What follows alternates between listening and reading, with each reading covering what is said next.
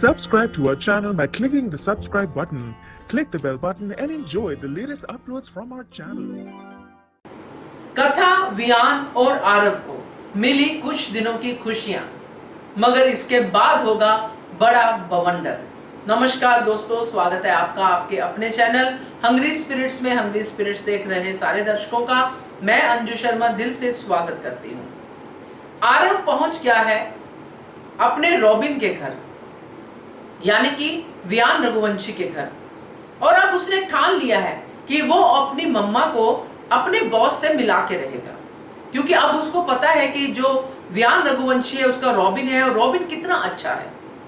मन में तो पहले ही उसके चल रहा था कि मैं अपनी माँ के लिए रॉबिन जैसा फ्रेंड ढूंढूं, मगर जब रॉबिन ही फ्रेंड निकला तो आरव के लिए तो और भी खुशी की बात थी।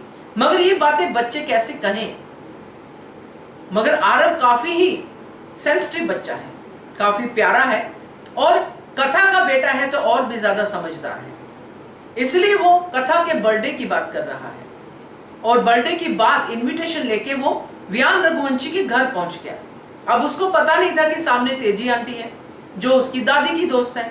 उसको और भी खुशी महसूस हुई कि ये तो सब अपने से लग रहे हैं सारे लोग, मगर उसको ये नहीं पता कि तेजी के मन में क्या है। तेजी जैसे लोग बच्चों से भी कुछ नहीं सीखते हैं। एक बच्चा अपनी माँ के लिए एफर्ट कर रहा है, जबकि बच्चे की लाइफ में ज्यादा जो है बवाल है, क्योंकि माँ को वो हमेशा से अपना मानता आया है, और माँ के साथ कोई और खड़ा होगा तो माँ बट जाएगी। मगर बेटा अपनी माँ की खुशी चाहता है, मगर तेजी अपने बेटे की खुशी नहीं चाहती है। तो तेजी स्वार्थी है, मगर बच्चा स्वार्थी नहीं है। ये तो एक अलग सेक्शन इस सीन से निकलता है कि तेजी क्या सोच रही है और आरव क्या सोच रहा है।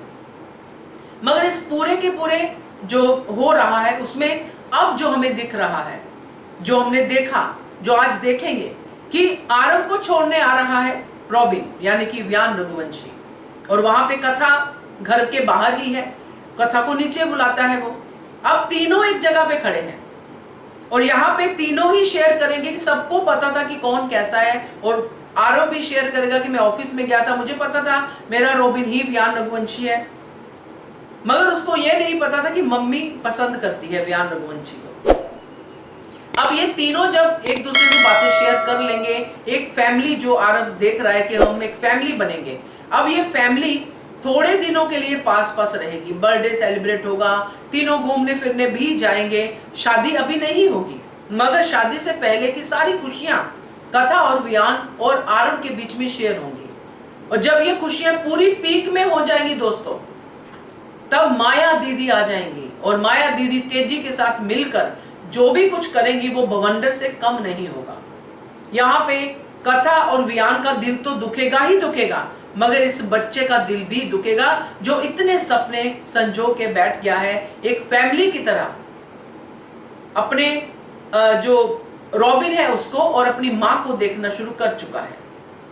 तो ये तो एक बड़ा बवंडर है ही दोस्तों, और इसके आगे क्या होता है, क्योंकि इसमें मिस्टर गरेवाल भी शामिल हो सकते हैं, और हर घर में इस बात को लेके बातें होंगी और चर्चा होगी, कुछ सही कुछ गलत ऐसे करके बातें होंगी, जैसे कि मिस्टर गरेवाल अपना कथा के अगेंस्ट होंगे और उनकी वाइफ कथा के साथ होगी, यानी कि आरव के दादा दादी।